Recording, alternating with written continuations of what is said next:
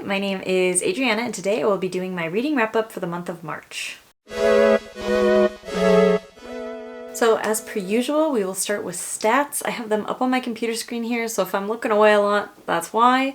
But I read a total of 12 books, 5 of which were ebook, 3 audio, 3 paperback, and 1 hardback. I read a total of 2,873 pages with my eyeballs. I listened to 28 total hours worth of audiobooks, and the average book length of my eyeball reads was 319.2 pages. My average rating was a 3.5, which we'll get into. I was very picky. I read a lot, but I was very picky about my ratings this month. I was pretty harsh. And I think that's just because I had a lot to compare it to. I really wasn't, I don't know.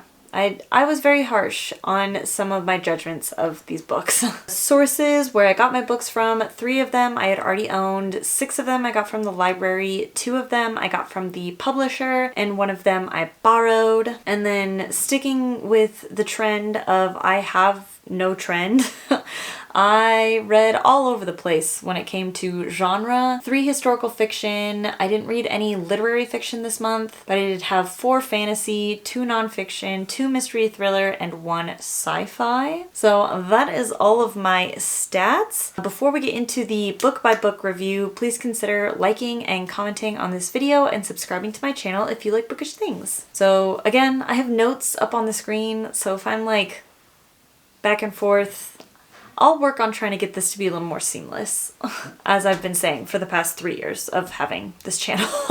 Starting with the book I finished first this month, that was Clytemnestra by Costanza Castani. This was a NetGalley arc, so thank you to the publisher that I don't remember, and NetGalley for getting me this arc. It is, as you can guess, a Greek retelling of the Iliad from the view of Clytemnestra. You would think I would get sick of all of these Trojan War retellings, considering how I always say I don't really like Trojan War retellings, but I just keep finding more that I like. I just really like Clytemnestra as a character. She's very interesting, and the more I learn about this stuff, the more I kind of like these retellings. So I don't know, I might be bandwagoning, but like, I like it. And I did read this as a part of a NetGalley vlog, so if you want to hear some more kind of like stop-by-stop reactions, you can check that video out. But I did end up really enjoying this one. I think it explored the character of Clytemnestra in a new and fresh way. It included a new part of the original kind of canon of Clytemnestra that I had not seen before. The fact that she had been married before her marriage to Agamemnon. So just very interesting, very cool. I ended up giving that one 4 stars. The next book I finished in March was an audiobook, and that was Written in the Snows by Lowell Skoog. This book has a very niche audience, and I am just not quite in that audience. Like, as far as like kind of like a circle of its audience, I am like just right outside this circle, and that definitely hurt my enjoyment of this book. But it is a history slash kind of almost a memoir of skiing in the Pacific Northwest being the Cascades, not really getting much outside of the Cascade Mountain Range in Washington and Oregon. That was a little bit disappointing for me just because I don't spend that much time. I don't think I've ever skied in the Cascades actually. So it was not as interesting to me. Just hearing about the history of skiing was pretty interesting, and how it affected Washington State as a whole was pretty interesting. I got some pretty cute little quotes out of this book. The author of this book, like I said, kind of did this as part memoir, part history, part just kind of like old cute man talking about something he's really passionate about. But he did interview, I think it might have been his wife's dad or something, but anyways, this 90-year-old guy who is still skiing at 90, he had a quote from him saying, "The trick is to die young as late as possible." And I just thought that was really cute. Like, this 90-year-old man saying the key to life is to just enjoy it and pretend you're young for as long as you can. Another fun little story I got out of this book was at Snoqualmie Pass, one of the larger ski resorts in Washington State, in the early 40s, or I guess in the 40s, late 40s, early 50s, they got their first chairlift. People were like so excited about this chair, but I guess some of them did not want to pay to get on the chair, so they were trying to sneak on the chair without a lift ticket. So this lifty was really sick of this one specific guy, I guess, always trying to sneak on without a lift ticket, that he brought an axe to work one day and like chopped at him with an axe and cut his ski in half right in front of his boot, which is like intense. So I thought that was, a fun little nugget of history that will be forever preserved in this book. But I think to finally kind of end my thoughts on this book, what really struck me in the last kind of conclusion part was the author talking about how many ways you can ski. Like, you can be a reckless hooligan and do the terrain parks, you can rip groomers, you can do the cross country thing, you can do touring, and just how there's so many ways that you can go about skiing. And the quote was, "The beauty of skiing is that there are so many paths to enjoyment." And I just thought that was really sweet. Sweet old man talking about his favorite thing. So I ended up giving this book 3 stars. I did enjoy it, but I just can't really recommend it to anybody that I know. But it was an enjoyable read for me. The next book I finished was Wait by Jeanette Winterson. This was kind of a recommendation, I guess, from another YouTuber who wrote their dissertation on Greek mythology retellings, so they had to read a lot, obviously, for that dissertation, and they said this was their favorite, and I read it, and I did not like it. I just don't think I really got it. Like, I just don't know if I was smart enough, like literarily smart enough to really understand this book and what it was going for. It follows the story of Atlas, the Titan who holds up the sky, and Hercules. They have a quick encounter during Hercules' labors where Hercules takes up the sky from Atlas for a short duration of time in order for Atlas to go retrieve these apples that Hercules needs to complete his labors. When Atlas comes back with the apples, he kind of makes this big show of, oh, like, I'm not gonna actually give you the apples back. How about I go deliver the apples to whoever needs them? Elongating the time he had free of his burden of holding up the sky. And Hercules gets him back by saying, okay, yeah, that sounds fine, that sounds great, but would you mind if you just kind of take the weight off a little bit for me so I can readjust and get more comfortable if I'm gonna be sitting here for a little bit longer? Atlas agrees, and obviously Hercules just takes off and does not take the sky back. The author took that short encounter and kind of expanded it into a novella and just really spent a lot of time portraying Hercules as a terrible dude. Which, like, a lot of these Greek mythology retellings do end up doing. They kind of shine a light on these people we thought were heroes in these myths and portraying them as maybe not heroes. And I think what I'm realizing is I do like that. Like, that's something that I've seen in a lot of the Trojan War retellings I've seen, and Ariadne, Stone Blind, like a lot of these books, they do end up shining a not great light on the traditional heroes of the story, but they're not told through those heroes, so you're not having to live in the narrative of the bad guy. And I don't really want to listen to Hercules' thoughts about wanting to rape the goddess Hera. Like, that's just not something I'm really interested in, and it's not something I particularly enjoyed. Overall, I gave it 2.5 stars. I can see where it was going.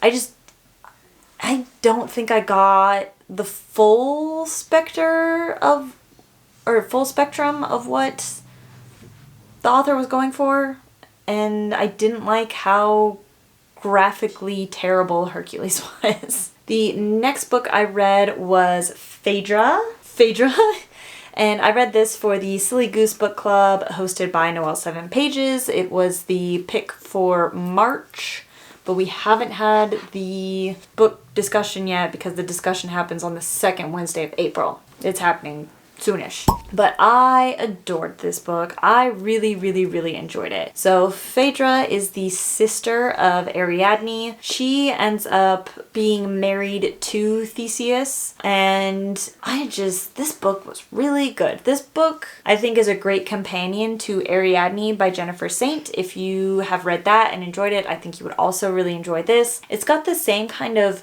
slow tension and drama that Ariadne had, but I guess just a little bit more because it does take place in a court setting, and we actually have Phaedra on trial, or I guess maybe her stepson on trial, and we kind of follow it as almost a courthouse drama, following her legal defense and the stepson's legal defense, and you get lots of perspectives of the servants of the court. I don't know, it's kind of getting a little fuzzy. I have lots of notes, but I'm going to save those for the book club discussion. But I really, really enjoyed this. I think it has great atmosphere. I think weird to talk about like the world building of historical fiction because it takes place in our world, but obviously it is an ancient world that we were never a part of. So I think the author does a really good job of explaining the settings in such a lush way that you can really envision what is going on. Trigger warning, sexual assault in this book. I thought that part was handled really, really tastefully and in a way that would not be as triggering as it could have been. But yeah, I really enjoyed it. I think it's really good. If you're a Greek mythology girly like me, you gotta add this to your list. I think I already said it, but I gave it 5 stars. The next book I read was The Awakening by Nora Roberts. I actually have this whole trilogy borrowed from my mom, and this is the first book, obviously. I really enjoyed it. I mean, it's just kind of a typical portal fantasy. Someone from our world gets transported into kind of a fae world. She has a lineage within this world. It's fun. She is a mid-20s screw-up from Chicago, I believe. I think they're in Chicago. But she decides to take a big trip to Ireland, where her father was from, and kind of trace back her family tree and figure out where she's from to figure out where she is going. She has a gay best friend that only exists in media. I don't know. Maybe gay best friends like this do exist, but like her gay best friend is like obsessed with her and takes her shopping and gives her makeovers. And like my gay best friend sends me vile TikToks and makes me do dramatic readings of Pokemon porn. So like, I don't know if it's a me problem. It's definitely a him problem. Just kidding. I love him. He knows I love him. I asked him if it was okay to tell this joke, and he said it was. So I love you, Sam. But yeah, I did enjoy this book. It's a pretty traditional, nondescript fantasy book. If you're looking for a new kind of fun fantasy, I would recommend. And I gave it 3.5 stars. The next book I read was Briefly a Delicious Life. This was a pick for the Shelf This Book Club hosted by Is Bailey Reading. This pick specifically was from @Lizzie's Literary Life, and this book was not for me. So this is a historical fiction following a fictional ghost called Blanca. She died in the 1400s and has been kind of haunting this monastery, and we are now following the story in like the 1840s, I think, somewhere in there. And it is following the composer Chopin and his lay friend George Sand. They come to this monastery in Spain to try to help with their health, and it is like just not a lot happens. So it's like Chopin and George's kids, and they're just like vibing and like getting into trouble, and all the local townspeople hate them, and it's just kind of boring. The ghost that is like telling us this story, she died at 14 while in childbirth, and she is very horny, and like that kind of made me uncomfortable, and it was just written kind of cringily. So it was just not my fave. I did not really enjoy the narrative structure because Blanca, being a ghost, could kind of flip around time periods and would be telling the future of the story in the middle of the story, and it was just not my favorite. So I gave it 2 stars. The rest of the book club really enjoyed it, so if you are like a historical fiction fan, I think it does have, you know, very lush writing, and I mean, if you are interested in this time in history, or Chopin, or music, or horny 14-year-old ghosts, then you might enjoy it. Alright, if this angle is different, it's because my battery died, and then my SD card was full, and it's just been a whole thing. But the next book I was getting into was The Last Oracle by James Rollins. This is the 5th book in the Sigma Force series that I have been rereading, and this was my least favorite so far. And it also happens to be the one that my dad and I just filmed a review on together. So I invited him on for the worst Sigma Force we've read together so far. But you know what? It's fine. I mean, it's still good. It's still Sigma Force. I still had a good time reading it. I still enjoyed myself, but it's just definitely mid. And you can get all of my thoughts and feelings when that video eventually comes out. I guess talking about this book a little bit, what it is. Sigma Force, tagline for it is Scientists with Guns. It is a special ops team of DARPA that protects new and emerging technologies from falling into the wrong hands. And they kick butt and are super smart, and it's a good time. This one has Nazis and ancient oracles and kids, people losing their memories. It's a vibe. It's a lot going on.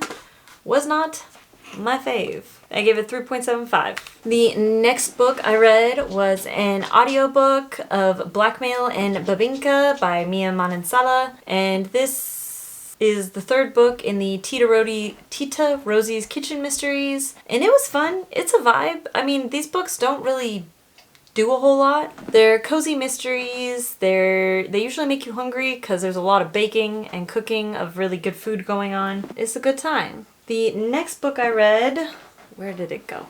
Was Get to Work, Hercules. This is a children's chapter book on Greek mythology, this one being about Hercules. It's fun. Like, I really enjoy all of these. I actually gave this 4 stars. It is a good time. They're snarky. They're from the perspective of Hades.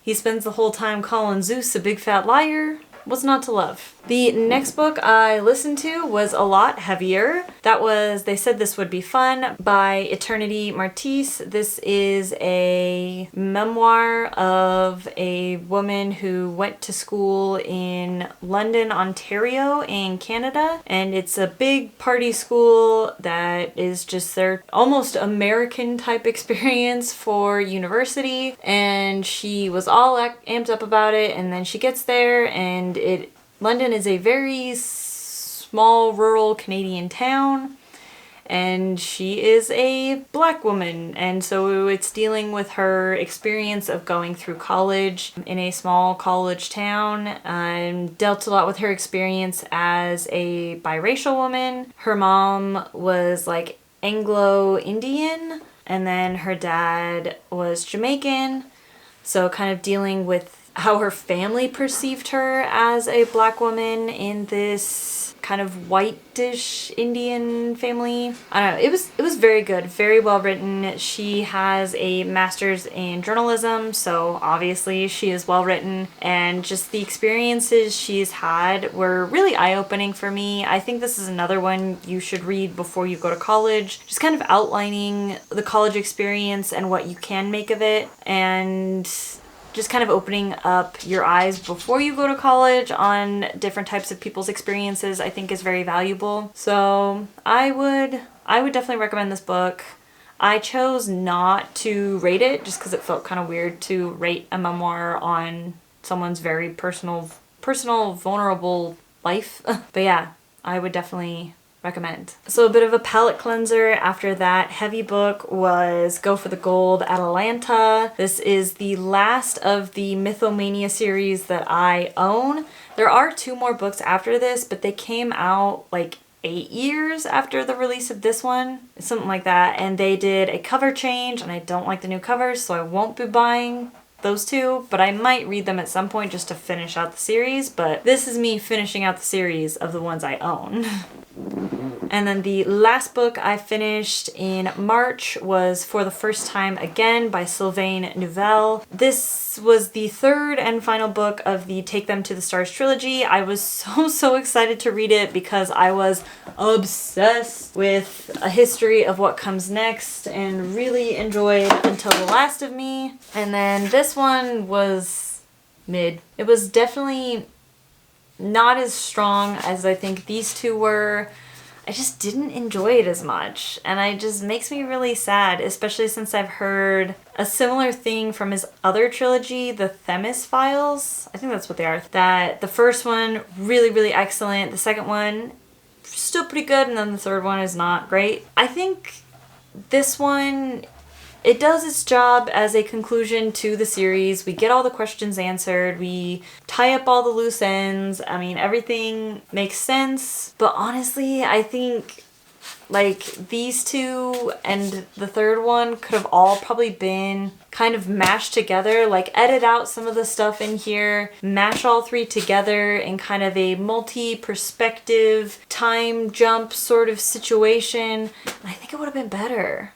Honestly. I got a little bit of insight reading like his acknowledgements at the end of the book. He either wrote his first full trilogy and sold the full trilogy like together, or he wrote the first book in his first trilogy, the Themis Files, and then was optioned for 2 more books in that series and then another trilogy. But this trilogy really feels like it should have been one idea in one book versus spread out over 3 books. I think he really could have done a lot more cool things with the construction of the plot and the story had it all just been one book.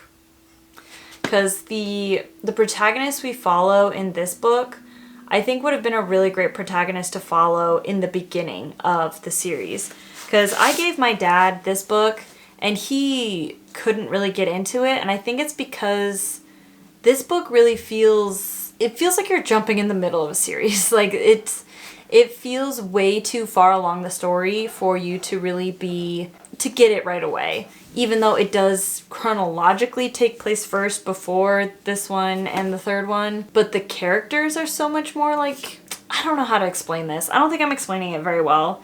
But this main character, protagonist, is a lot easier to follow as a straight man learning about the world. And when I say straight man, I mean like in the trope sense. She does not know about her parentage, her lineage, and learns about it as the story goes on. Versus in this one, the main 2 characters know that they're aliens from outer space and have a mission on Earth.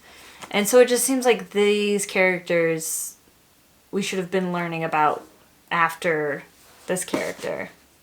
But you know, overall, I think I would still recommend the trilogy, and they have the best covers. Like, look at how beautiful all these covers are together, and like I'm interested to see what they do with the spine and how they're all gonna look together on a bookshelf. They're beautiful. I'm very excited to have them just as display. But this book, probably still one of my top 10 faves of all time, and we just won't talk about the rest of the series. But those are all of the books I read in March. I read a lot. This is going to be a long video, but you know what? I can do what I want. So thanks so much for watching, and I will catch you on the next video.